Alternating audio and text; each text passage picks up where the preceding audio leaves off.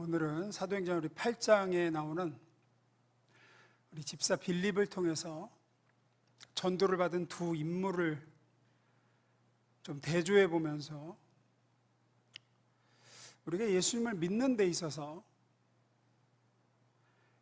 복음의 말씀을 들음으로써만 믿는 것과 축복이나 기적과 같은 체험을 통해서 믿는 것에 대해서 좀 이렇게 대조를 해가면서 좀 나눠보려고 합니다.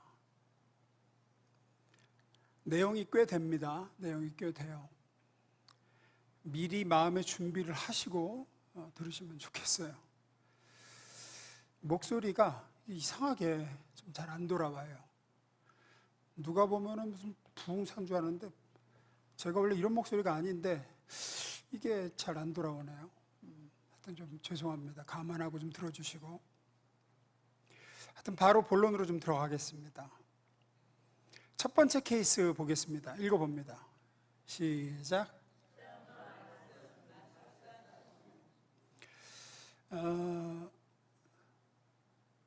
어떤 축복이나 기적과 같은 체험과 말씀이 두 가지가 같이 들어간 케이스죠. 마술사 시몬 케이스입니다. 몇 주 전에 나눴는데요. 집사 빌립이 박해를 피해서 사마리아로 갔죠.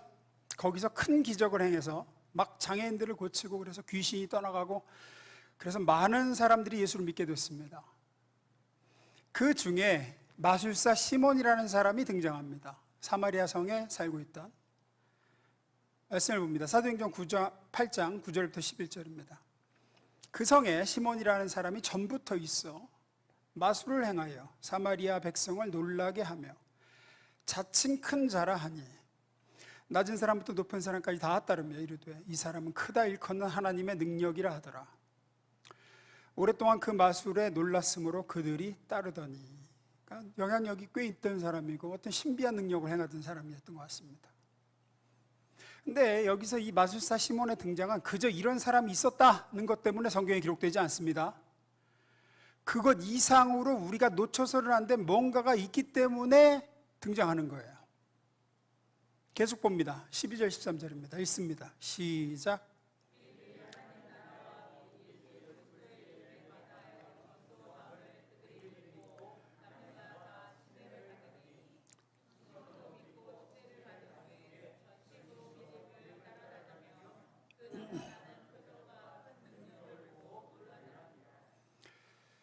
여러 사람이 예수를 믿고 침례를 받고 시몬도 믿고 침례를 받은 것으로 되어 있습니다만 뒤에 보면 시몬은 올바른 동기로 침례를 받은 게 아니고 조금 다른 이유 때문에 예수를 믿은 척 했다라는 것이 드러납니다.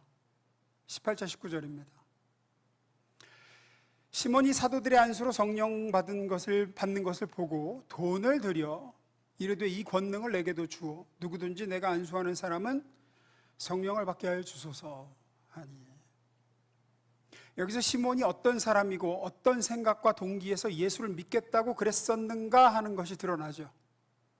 그러니까 시몬은 원래 사마리아 성에서 나름 제일 영향력 있고 제일 가는 마술사였습니다. 여러 가지 기적을 일으키고 신비로운 요술로 사람들을 미혹해서 짭짤하게 돈을 벌던 사람이었는데 빌립 집사가 오니까 상대가 안 되게 됐습니다. 이건 뭐 나면서부터 막 장애가 있던 사람들이 일어나고 중풍병자가 벌떡벌떡 일어서고 그럽니다. 그런데 그 뒤에 이어서 온 두 사도 베드로와 요한은 이제 더 큰 일이 일어나는 거예요. 막. 그러자 이제 자기가 가지고 있던 본심을 꺼냅니다. 빌립이 전해준 복음, 그리스도 예수의 십자가 죄사함과 구원에 대해서는 본래 관심도 없었고 또 마귀 권세의 종말과 하나님의 통치의 시작과 그 증거로서의 이 기적들이 체험되어지고 있는 것에서는 이제 전혀 그거는 깨닫지를 못하고 자기가 사용했던 마술보다 더 큰 마술을 행하는 사람들이라고 밖에는 모르고 있는 거예요 지금. 그리고 어떻게 하면 저거를 나도 배워서 돈벌이를 좀 더 할까? 요 생각만 하는 겁니다. 현대 교회 안에도 얼마든지 이런 사람이 있을 수 있죠. 아주 쉽게 얘기해서 그리스도 예수의 십자가 복음, 피 묻은 복음은 관심이 없습니다. 그래서 강단에서 그리스도 예수가 당신의 죄를 위해서 십자가에서 피 흘려 죽으셨습니다 하면은 하품합니다. 당신이 의롭게 하기 위해서 다시 살아나셨다 그러면은 관심이 없어요. 그냥 예수 믿으면 잘 먹고 잘 산다, 예수 믿으면 사업 잘 되고, 예수 믿으면 애들이 잘 풀리고 어쩌고 저쩌고, 이런 거에 관심을 가지고 교회에 오는 게 바로 마술사 시몬과 같은 부류입니다. 물론 처음 예수를 믿을 때, 처음 교회에 올 때 모든 사람이 올바른 동기로만 시작하는 건 아닙니다. 마치 애들이 처음부터 공부가 좋아서 공부를 하는 게 아니라 부모님이 무서워서, 또는 공부를 잘해오면 뭐 상 주고 이렇게 칭찬받고 그래서 열심히 뭐 이렇게 하다 보니까 공부에 재미를 붙이는 경우가 있는 것 같이, 예수를 믿는 그 시작에 있어서는 각양각색일 수 있습니다. 동기가. 물에 빠진 사람이 마지막 지푸라기라도 잡는 심정으로 교회를 찾아 나왔다가 진리에 접하고 주님을 만나는 수도 있는 거고, 주변에서 하도 귀찮게 권하고 또 권하니까 그래 한번 나가면 더 이상 귀찮게 하지 말라는 심정으로 한번 왔다가 왔는데 의외로 마음이 편하고 나름 좋아서 계속 다니다가 예수를 만나는 수도 있는 거고, 추운 겨울날 부인이 꼭 교회를 가야 되겠다고 자꾸 그러는데 혼자 보내기 그래서 태워주려고 왔다가 주차장에서 차 시동 걸고 히터 틀고 있자니까 매번 기름값이 아까워서 할 수 없이 들어왔다가 앉았는데, 그러다가 자꾸 듣다 보니까 믿을 수도 있는 겁니다. 그죠? 시작이 어떻게 되었던가는 건 그건 중요하지 않습니다. 결국 우리에게 중요한 건 은혜와 구원을 베푸시는 주를 만나게 되었고, 그래서 십자가에 달린 그리스도가 나의 주인이 되었고, 그 복음에 내 인생을, 이제 내가 그 예수께 내 인생을 맡기게 되었다. 결론이 중요한 거죠. 그런데 그 결론에 있어서도 시몬은 틀리는 거예요. 시작은 신기함이었든 호기심이었든 자기보다 더 큰 마술 같은 거에 대한 동경이었든 시작은 정당하지 않을 수 있습니다. 그런데 결론도 다릅니다. 결론도 구원을 베푸시는 주님을 만나지 못하고 거기에는 관심도 없고 돈을 주고 성령의 능력만 사려고 합니다. 다시 18절 19절 우리 메시지 성경으로 봅니다. 읽어보겠습니다. 시작.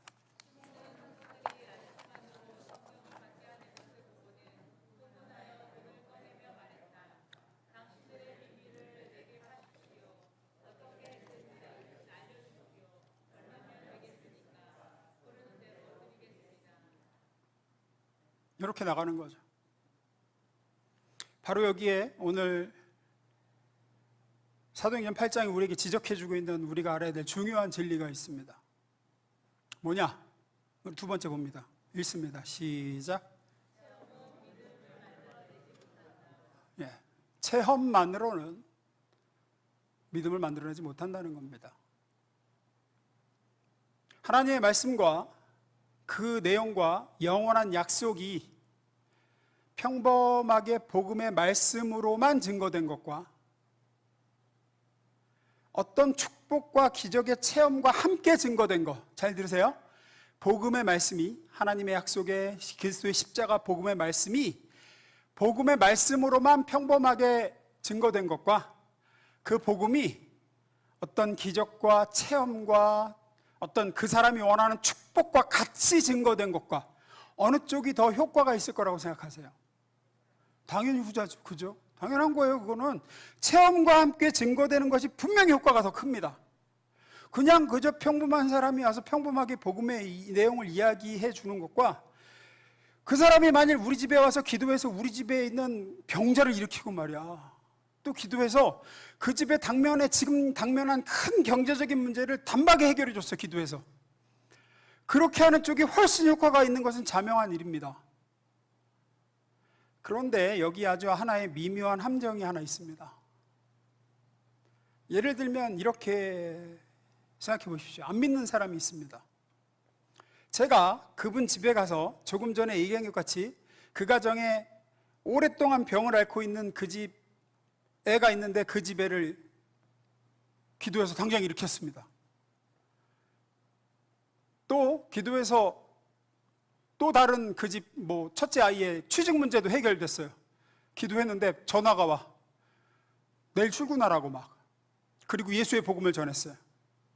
그러면 이제 그 집 부모가, 야, 정말 하나님이 살아계시는구나. 이제 제가 어떻게 해야 되겠습니까? 당장 예수 믿겠습니까? 예수 믿겠습니다. 어떻게 해야 남은 인생을 주를 위해 살 수 있겠습니다. 제가 어떻게 해야 이제 우리 온 가족이 주님을 위한 인생을 살 수 있겠습니까? 이렇게 나올 것 같습니까? 안 그렇습니다. 안 그렇다고요. 여러분이면 어떻게 하실 것 같으세요? 제가 어떻게 살아야 하나님을 위해 이제 영원한 삶을 위해 준비하며 사는 겁니까? 이렇게 나올 것 같죠? 아닙니다. 거의 100이면 100 다. 목사님, 우리 언니도 지금 아픈 데가 많고요.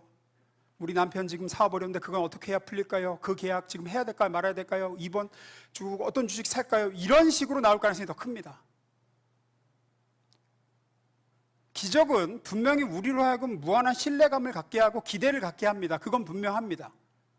하지만 그것이 꼭 올바른 방향으로 모든 사람을 길이요 진리요 생명이신 분께로 이끌고 간다는 것까지는 보장을 못해요. 하나님의 능력과 기적일지라도 우리를 마술사 시몬처럼 내가 원하는 걸 더 얻어낼 수단으로, 도구로, 내 욕망으로 더 날 끌고 갈 가능성도 얼마든지 있습니다. 사람을. 야, 신기하다. 저걸 가지고 어떻게 더 내가 원하는 걸 얻어낼까? 이것이 축복의 체험 속에 어떤 축복의 체험, 기적의 체험 속에 감추어져 있는 함정 중 하나예요. 어떤 초월적인 능력을 체험한 인간은 그걸 통해 꼭 하나님께 가까이 나아가고 하나님의 뜻에 부복하고 따르기보다는 저걸 통해서 어떻게 내 욕망을 더 채워볼까 쪽으로 갈 가능성이 더 큽니다.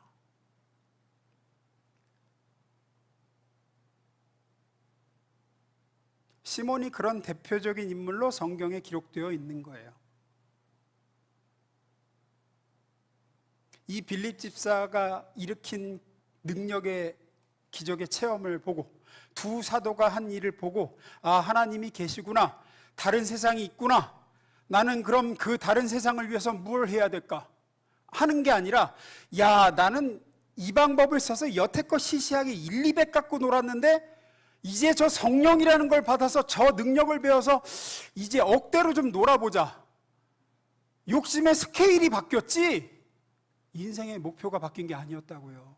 인생의 목표는 똑같았어요. 돈. 누가복음 16장에서 예수님이 말씀해 주신 부자와 거지 나사로의 비유에 보면 이 문제에 대한 적절한 예가 하나 나옵니다. 다들 아시겠지만 그 비유에 보면 한 부자가 있고 거지 나사로가 있죠. 부자는 죽어서 지옥에 가고 나사로는 죽어 천국에 갑니다. 지옥에 있는 부자가 아직 살아있는 자기 형제들이 자기가 있는 지옥에 오지 않기를 바라는 마음에서 천국에 있는 아브라함에게 막 구하는 장면이 나와요. 이 비유 아시죠? 여기 수요 예배 나오는 분들은 이 비유 정도는 아실 거라고 생각하고 넘어갑니다. 누가복음 16장 27절입니다. 읽어봅니다. 시작.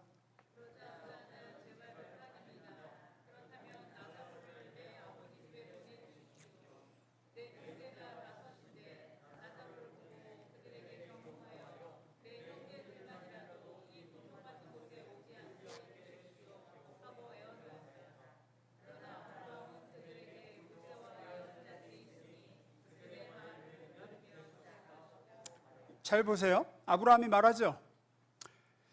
부자가 먼저 말하죠. 나사로를 보내서, 그러니까 죽은 나사로를 다시 살려서 보내서 경고해주면 믿을 거라는 거죠. 기적이 일어나는 거죠. 기적이 일어나서 보내주면. 아브라함이 아니 그들에게는 모세와 예언자들이 있으니 그러죠. 여기서 모세와 예언자라는 거는 구약 성경을 얘기합니다. 언제나 성경에 나오는 모세와 선지자는 구약 성경. 예수님이 얘기하실 때는 아직 신약 성경이 나오실 때가 아니기 때문에, 신약 성경이 아직 편집되지 않았을 때이기 때문에 모세 예언자는 그냥 성경 말씀을 얘기해요. 말씀이 있으니까 그들이 그 말씀을 들으면 될 것이다 라는 얘기예요. 계시된 하나님의 말씀을 통해서 그들은 그 말씀을 듣고 회개하면 된다, 믿으면 된다. 그러니까 부자가 얘기하죠. 30절입니다. 그때 부자가 아버지 아브라함이 그렇지 않습니다. 죽었다가 살아난 사람이 가면 뭡니까 이게? 체험이에요. 체험이에요. 체험을 하면 그들이 회개할 것입니다. 하였으나 아브라함은 아니, 그들이 모세와 예언자의 말을 듣지 않으면, 모세 예언자의 말이 뭐라고요? 말씀이에요. 말씀을 듣지 않으면, 말씀을 듣고 믿지 않으면 비록 죽은 사람이 다시 살아난다 해도 뭐죠? 체험을 한다고 해도 그들이 믿지 않을 것이다. 자, 여기 초월과 기적의 체험이 하나님의 말씀을 믿게 하고 사람을 진정으로 회개케 하는데 어떤 의미와 가치가 있느냐 하는 대표적인 비유로 예수님이 말씀하시죠. 마지막으로 아브라함이 부자에게 하는 이야기를 다시 봅니다. 31절만 다시 봅니다. 아브라함은 그들이 모세와 예언자의 말을 듣지 않으면 비록 죽은 사람이 다시 살아난다고 해도 그들이 믿지 않을 것이다 하고 말하였다. 즉 성경 말씀을, 하나님의 말씀을 듣지 않는 자는, 그 말씀을 듣고 믿지 않는 자는 죽었다가 살아난 사람이 가서 얘기하는 체험을 해도 효과가 없을 거야. 우리는 얼마나 끊임없이 우리 남편에게 하나님이 이렇게 해주신다면 우리 남편이 믿을 텐데 이렇게 생각하시죠. 우리 아이에게 하나님이 이런 방법으로 하신다면 그 애가 변화될 텐데 그렇게 생각하시죠. 그런데 보통 방법이 그 사람이 당장 지금 필요로 하는 것이거나 어떤 초월적인 기적이거나 아니면 하나님이 그 사람이 원하는 축복을 해주시는 거나 그런 것들입니다. 이것만 해주시면은 하나님이 살아계신 걸 믿을 텐데, 이렇게만 되면은 믿게 될 텐데. 하지만 그렇지 않습니다. 사람이 믿게 되는 것, 영안이 열려서 중심으로부터 돌이켜 하나님 앞에 엎드리게 되는 것은 결국은 하나님의 말씀을 믿고 주의 성령께서 역사하셔서 되는 일이지, 어떤 신비한 일을 보게 된다든지 그 사람이 원하는 일을 맛보게 된다고 해서 되는 게 아니에요. 기적을 체험하고 당장의 위기를 모면하고 원하는 것을 손에 넣는다고 해서 되는 게 절대로 아닙니다. 아마 역사상 하나님의 기적을 가장 많이 체험한 사람은 애굽 왕 바로일 겁니다. 그래서 그가 하나님을 믿었습니까? 회개했습니까? 엎드렸습니까? 나라가 망할 때까지도 하나님을 못 믿었어요. 회개 안 했습니다. 믿음과 회개는 체험으로 생기는 게 아니기 때문에 그렇습니다. 그 대조적인 인물로 그 다음 등장하는 사람이 있습니다. 마지막 세 번째입니다. 읽습니다. 시작. 마술사 시몬이 등장하고 바로 그 뒤에 딱 대조되는 인물로 사도행전에 등장시키는 인물이 에디오피아 내시입니다. 이 마술사 시몬 사건 곧바로 이어서 등장하죠. 에디오피아 여왕 간다게의 고위 관리, 국고를 맡은 내시, 우리로 말하면 재정경제부 장관쯤 됩니다. 그러니까 내시라 그래서 우리가 사극에서 보는 마마 뭐 이런 사람이 아닌 거죠. 대단한 고위직입니다. 이 사람이 빌립의 전도를 받고 침례를 받는 장면이 나와요. 좀 길지만 읽어봅니다. 제가 읽어드리겠습니다. 27절부터. 빌립이 일어나 사마리아 성을 갑자기 하나님께 떠나게 하시죠. 떠나게 해서 어디로 가느냐? 갑자기 광야로 가래요. 아무것도 없는 광야예요. 그냥 길, 도로. 빌립이 일어나 가다가 마침 에디오피아 사람 하나를 만났다. 그는 에디오피아 여왕 간다게의 고관으로 그 여왕의 모든 재정을 관리하는 내시였다. 그는 예배하러 예루살렘에 왔다가, 그러니까 원래부터 성경에도 관심 있고 유대교에 관심이 있던 사람이죠. 돌아가는 길에 마차에 앉아서 예언자 이사야의 글을 읽고 있었다. 성령이 빌립에게 말씀하셨다. 가서 마차에 바짝 다가서거라. 빌립이 달려가서 그 사람이 예언자 이사야의 글을 읽는 것을 듣고 지금 읽으시는 것을 이해하십니까? 하고 물었다. 그가 대답하기를 나를 지도하여 주는 사람이 없으니 내가 어떻게 깨달을 수 있겠습니까? 하고 올라와서 자기 곁에 앉기를 빌립에게 청하였다. 그가 읽던 성경 구절은 이것이었다. 딱 마침 어디죠? 예수님에 대한 예언이죠. 700년, 예수님이 오시기 700년 전에 쓰여진 예언입니다. 양이 도살장으로 끌려가는 것 같이, 새끼 양이 털 깎는 사람 앞에 잠잠한 것 같이 그는 입을 열지 않았다. 그는 굴욕을 당하면서 공평한 재판을 박탈당하였다. 그의 생명이 땅에서 빼앗겼으니 누가 그의 세대를 이야기하랴. 내시가 빌립에게 말하였다. 예언자가 여기서 말한 것이 누구를 두고 한 말입니까? 자기를 두고 한 말입니까? 아니면 다른 사람을 두고 한 말입니까? 지난 주일 생명의 삶 시간에 요 구절이 생명의 삶 공부 중에 나왔어요. 그래서 이제 한 분이 질문을 하시는 거예요. 이스라엘 사람들도 우리하고 똑같은 구약 성경을 읽고 있는데 구약 성경에 이렇게 예수님에 대해서 명확하게 예언이 되어 있는데 왜 유대인들은 지금도 예수님을 안 믿습니까? 저한테 질문하시더라고요. 제가 그랬어요. 요 구절을 이사야가 자기에 대해서 쓴 거라고 믿고 있습니다. 그들은. 예, 그렇게 믿고 있습니다. 이 사람도 지금 질문하는 거예요. 이게 지금 이사야 본인에 대해서 쓴 겁니까? 다른 사람에 대해서 쓴 겁니까? 그러자 빌립이 입을 열어서 얘기하죠. 35절 빌립은 입을 열어서 이 성경 말씀에서부터 시작하여 예수에 관한 기쁜 소식을 전하였다. 36절 그들이 길을 가다가 물이 있는 곳에 이르니 내시가 말하였다. 보십시오, 여기 물이 있습니다. 내가 침례를 받는데 무슨 거리낌이 되는 것이라도 있습니까? 이렇게 명확하게 침례에 대한 증언이 있는데 아직도 이렇게 세례들을 고집하는지 모르겠어요. 만약에 세례였으면 마실 물만 가지고도 했어요. 거기서 뭘 물 있는 데를 이렇게 찾았겠어요. 침례 받으려니까 물 있는 데를 찾지. 38절 빌립은 마차를 세우고 내시와 함께 물로 내려가서 그에게 침례를 주었다. 그들이 물에서 올라오니 주님의 영이 빌립을 데리고 갔다. 그래서 내시는 그를 더 이상 볼 수 없으면 기쁨에 차서 가던 길을 갔다. 잘 보세요. 이 에티오피아 내시가 예수를 믿게 된 데는 어떤 기적이나 초월적인 능력이나 신비한 일, 이 내시의 과거를 맞춘다든지 비밀을 들춰 말았다든지 내시가 원하는 것이 무슨 이루어졌다든지 하는 게 하나도 없습니다. 하나도. 뭐가 있죠? 32절 읽는 성경 구절이 이것이 일렀을 때 그가 도살장으로 가는 양과 같이 끌려갔고 털 깎는 자 앞에서 있는 어린 양같이 조용함같이 그의 입을 열지 아니하였도다. 그 내시가 빌립에게 말하되 청컨대 내가 묻노니 선지자가 이 말한 것이 누구를 가리킴이냐? 자기를 가리키냐 타인을 가리킴이냐? 빌립이 입을 열어 이 글에서 시작하여 예수를 가리켜 복음을 전하니.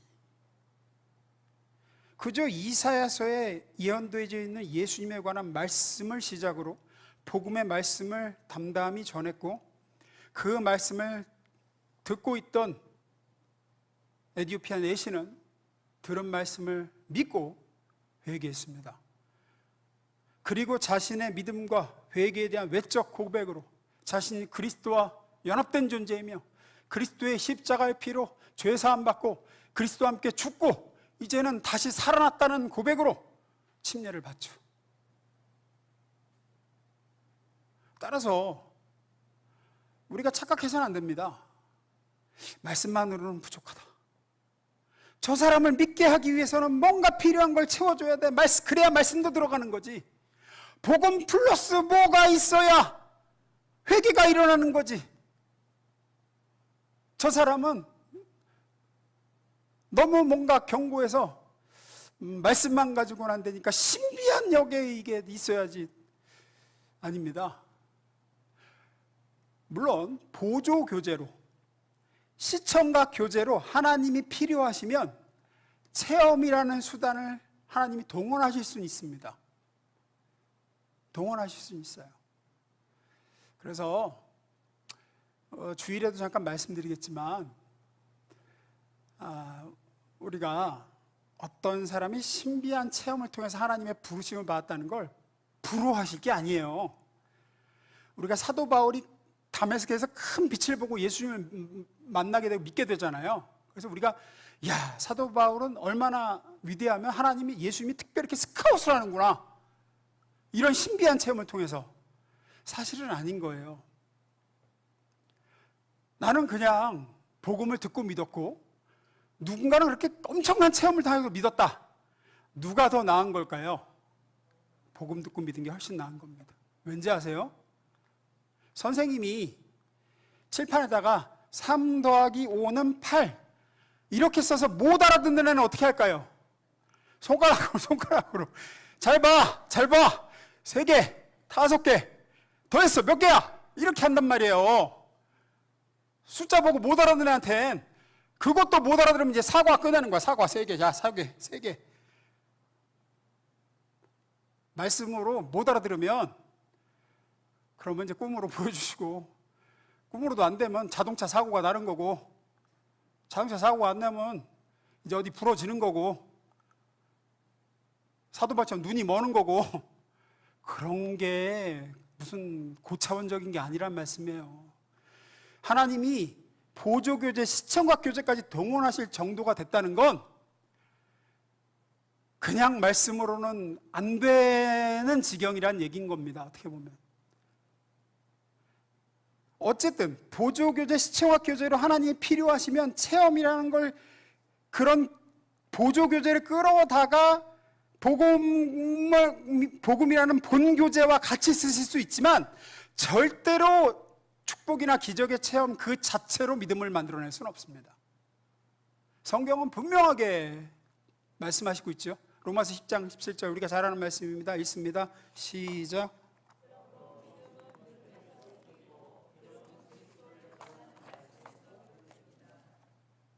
어떤 분은 복음의 말씀 플러스 체험을 통해 예수를 믿게 되고, 어떤 분은 순전히 복음의 말씀만 듣고 예수를 믿게 되었습니다. 저는 후자가 훨씬 더 좋다고 생각합니다.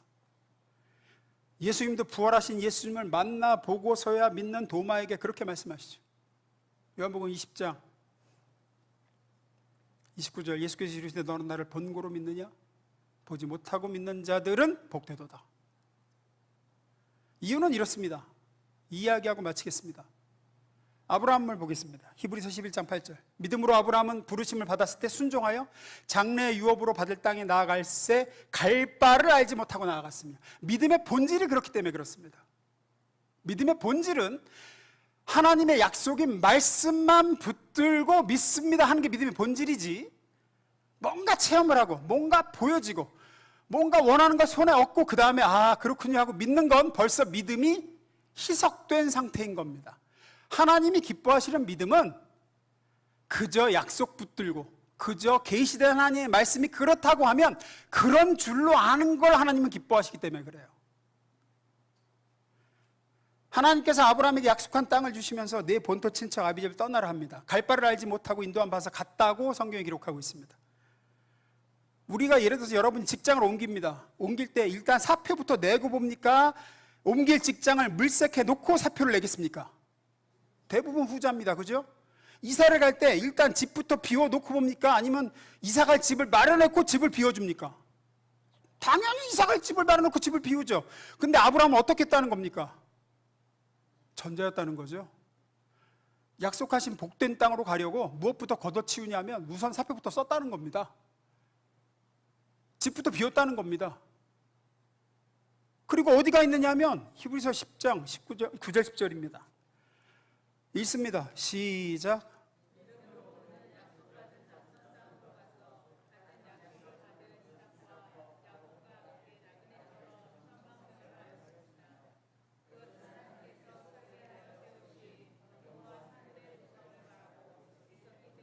예. 살던 거 걷어치우고, 그러니까 갈 때 우리 잘 살고 있었어요. 거기서 있던 거 걷어치우고 직장도 걷어치우고 그리고 나와가지고 천막 치고 라면 끓여 먹고 살고 있는 겁니다. 하나님이 주시겠다는 데는 아직 몰라. 아직도 몰라. 그냥 살던 어디 빌라 전세 그냥 걷어치우고 나와서 천막 치고 들어 앉아 있는 거예요. 하나님 주신다 그랬어. 120평짜리 어디 신축 힐스테이트 준다 그랬어. 그리고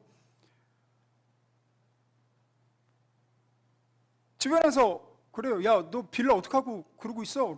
하나님이 120평짜리 신축 현대 힐스테이트 준다 그랬어. 야, 잘 됐다.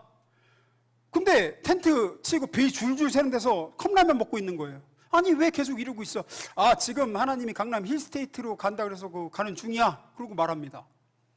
아니 그럼 가기 전까지 그냥 살던 빌라에나 있지. 그 집은 엘리베이터 없어서 오르내리기 힘들어서 최소한 오르내리기 힘들어서 그렇지 최소한 비는 안 샜는데 왜 그것부터 팔아치우고 어디로 가야 될지도 모르고 어디로 언제 가는지도 모르는데 왜 텐트 치고 앉아 있냐고. 근데 믿음이라는 건 그런 거라는 거예요.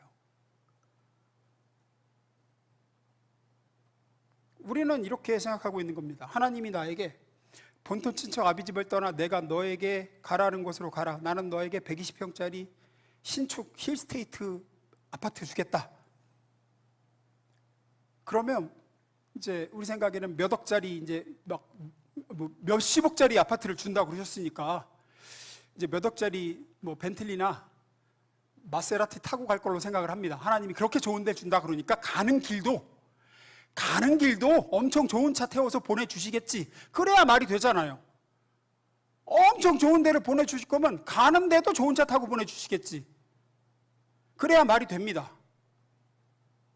그래서 누가 내게 와서 왜 살던 빌라 팔았어? 그러면 하나님이 나한테 그렇게 좋은 엄청나게 좋은 아파트 주시는데 그래서 거기 향해서 가는 길이야. 그럼 그 아파트는 어디 있어? 아직 도착하려면 멀었지만 거기로 가는 건 확실해. 그거 받을 거야. 주신다고 그랬어.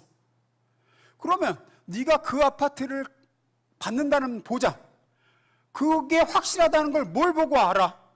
봐. 내가 지금 뭐 타고 가나 봐. 짐을 지금 어디 실었나 봐. 보니까 이제 벤틀리에 실은 거예요. 벤틀리 아시죠? 뭐라 그래? 벤츠라 그러자. 아는 거 벤츠라 그럽시다. 비싼 차. 어쨌든 벤츠에 실은 거야. 한 막 여러 대 불러가지고 거기 나눠 실은 거야. 책도 짐도 다 엄청 비싼 차에다가 싣고 그리고 가는 겁니다. 그래야 내가 지금 빌라를 팔고 120평짜리 고급 아파트로 가는 것이 증명되는 것 같습니다. 그러나 성경은 한 번도 그렇게 얘기를 안 합니다. 지금 천막치고 살고 있어요. 컵라면 먹으면서. 원래 살던 본토 친척 아비집을 떠나 하나님이 약속한 저 천성을 바라보고 있는 자들임에도 불구하고 하나님은 엄청 좋은 거 주신다고 약속했는데 현실은 이래. 우리는 끊임없이 그것이 복된 것이고 이 땅의 것들과는 비교도 할 수 없는 영광된 것으로 가는 것이라고 주변 세상 사람들한테는 얘기를 합니다. 그러면 그 가는 길에 이 길이 그렇게 좋은 곳으로 가고 있다는 그 증거들을 하나님 나와 내 이웃을 위해서 주십시오. 저 안 믿는 사람들을 위해서 주십시오. 그래야 저들이 믿을 거 아닙니까? 이 길의 끝에 복된 것이 기다리고 있다는 것을. 야, 네가 믿는 하나님이 정말 계시구나. 네가 믿는 예수가 정말로 네게 장차 좋은 것을 주실 분이구나. 네가 타고 있는 차를 보니까 알겠다. 네가 정말 좋은 아파트로 이사 가는 거. 그러니 나도 좀 믿어봐야 되겠다라고 하지 않겠습니까? 그러니 가는 길에 좋은 차라도 좀 타고 가게 해 주십시오 라고 할 것 같지만 하나님은 그래서는 안 된다고 하시는 거예요.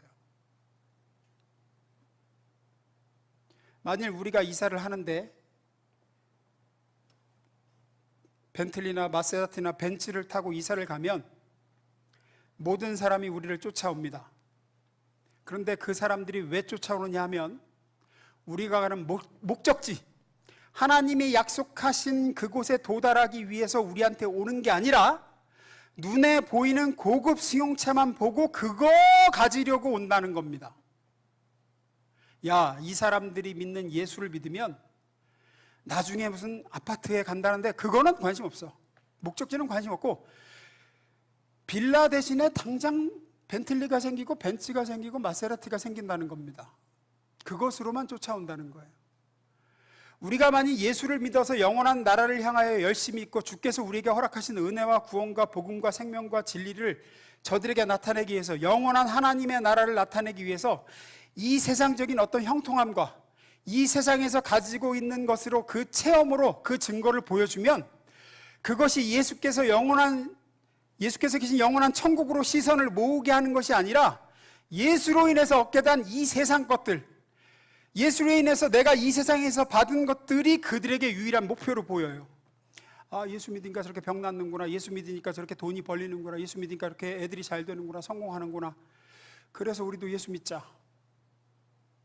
예수로 인한 죄사함이나 예수로 인한 천국이나 예수로 인한 진리나 생명은 관심이 없습니다. 우리가 예수로 인한 얻게 된 것만 봅니다. 마술사 시몬처럼. 그리고 그거 얻으려고 교회로 몰려오겠죠. 그거 얻으려고 일루로 오겠죠. 그렇게 와서 온 사람들은 이제 교회로 와서 이제 그거 바라고 있습니다. 왔다가 일이 안 풀리면 우르르 교회로 왔다가 기다려도 일이 안 풀리거든요. 안 풀리면 투덜대면서 다 떠납니다. 예수 믿어도 별거 없네. 나는 왜 안 풀려? 그리고 또 풀리잖아요. 일이 풀리면 이제 됐다. 목적한 바를 이뤘으니 계속 교회 올 필요가 없습니다. 또 나갑니다. 이래도 나가고 저래도 나갑니다. 그렇게밖에 안 된다는 겁니다. 그러니 결론은 복음의 말씀 이외의 것으로 결국은 사람을 예수께로 인도하고 그리스도를 믿는 믿음으로 이끌 수 있다고 생각하지 마십시오. 오직 십자가와 부활의 복음만이, 결국은 그리스도 예수의 말씀만이 사람을 구원하고 회개케 하며 하나님께로 이끌 수 있는 줄로 믿습니다. 여러분은 하나님이 여러분에게 무엇을 주셔야, 여러분이 구원코자 하는 사람에게 뭔가를 꼭 체험시켜 주셔야 그 사람이 믿을 거라고 생각하십니까? 여러분이 하나님의 자녀요, 장차 영원한 하나님의 나라를 상속받을 주인공이라는 사실이 그래야 증명이 되고 주위의 불신자들이 역시 예수 믿는 사람은 저렇게 복을 받는구나 하고 우러르고 같이 감복하고 예수 믿을 거라고 생각하십니까? 그렇지 않습니다. 하나님은 그런 방법으로 구원의 길을 여시기를 기뻐하지 않으십니다. 성경은 분명하게 얘기합니다. 전도의 미련한 방법으로 구원하기를 기뻐하신다고. 그렇게 해서는 절대 아무도 영원한 문제에 대해 도전을 받지도 않고 회개치도 않습니다. 히브리서 11장 13절 14절 말씀 봅니다. 이 사람들은 모두 믿음을 따라 살다가 죽었습니다. 그들은 약속된 것을 받지 못했으나 그것을 멀리서 바라보고 기뻐했습니다. 그리고 그들은 이 세상에서 잠시 머무는 나그네에 불과하다는 것을 고백했습니다. 이와 같이 그들은 찾고 있는 고향이 따로 있다는 것을 보여주었습니다. 우리가 세상의 것을 예수를 믿어 더 많이 쌓거나 예수를 통해서 세상의 것을 남들보다 더 많이 누리거나 그런 식으로 해서 와, 예수를 믿으면 저렇게 좋구나 라는 것이 증거되고 그렇게 해서 나도 예수 믿어보자 이렇게 되지 않는다는 겁니다. 오히려 그 반대로 우리가 세상의 것을 추적하지 않고 이 세상에서 나그네로 사는 모습을 통해서만 우리는 이 세상에 속한 것이 아니라 이 세상 저 바깥에 하나님의 나라가 있고 그 나라를 소유한 자라는 것이 증거된다라고 성경이 이야기하고 있습니다. 이 세상에서 나그네와 이방인으로 살아야 된다라는 겁니다. 그래야만 저 사람이 지금 어디로 가고 있구나를 세상 사람들이 안다는 겁니다. 그래서 주님은 저 사람은 왜 저렇게 살까? 라는 생각이 들도록 살아라 라고 우리한테 요구하십니다. 예수와 함께 걷고 예수와 함께 복음을 들고 걷는 나그네의 삶, 아무것도 없으나 모든 것을 가진 자의 삶, 그런 삶을 살면서 그저 하늘나라의 복음을 그들에게 전해주는 그리스도인의 삶을 저와 여러분이 살 수 있게 되기를 주임으로 축원합니다. 어떤 축복의 체험이나 기적의 체험을 통해서 사람들을 감복시키고 그것을 통해서 예수를 믿게 하겠다고 생각하지 마십시오. 체험을 통해서는 예수 못 믿습니다. 체험은 더 큰 욕망을 부추길 수 있습니다. 하나님이 체험을 통해서 예수를 믿게 하는 경우 있습니다. 복음을 더 잘 알려주기 위해 특별한 케이스로 보조교제로 활용할 수 있습니다. 그것은 하나님이 하실 일입니다.